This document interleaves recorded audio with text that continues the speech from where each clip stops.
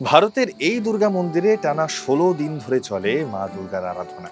হালের ট্রেন্ড নয়, প্রতিবেশী রাজ্যের এই দুর্গা মন্দির ৫০০ বছরের পুরনো। ঝাড়খণ্ডের লাতেহার জেলার মা উগ্রতারা নগর ভগবতীর মন্দিরে দেবীর পুজো শুরু হয় কলস স্থাপনের মাধ্যমে।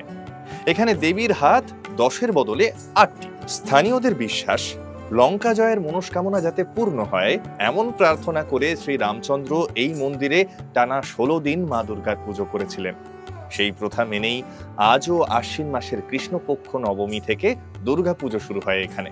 অবশ্য মল মাস পড়লে পুজোর দিন সংখ্যা বেড়ে দাঁড়ায় ৪৫। ১৬ দিন পুজো শেষে বিজয়া দশমীতে মা ভগবতীর উদ্দেশ্যে পান নিবেদন করা হয়।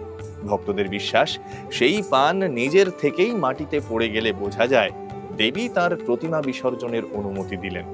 এই সময় প্রতি ২ মিনিট অন্তর আরতি চলে। কখনো যদি সারা রাতেও পান না পড়ে, তবে আরতির এই চক্র একটানা চলতেই থাকে। এখানে দেবীকে নিবেদন করতেই হয় মিছরি ও নারকেল, তবে সময় বিশেষে পশু বলি দেওয়ার প্রথাও রয়েছে এখানে। মা দুর্গার এই অভিনব আরাধনা দেখতে সারা দেশ থেকে ভক্তরা ভিড় করেন ঝাড়খণ্ডের এই মন্দিরে। শারদ প্রাতে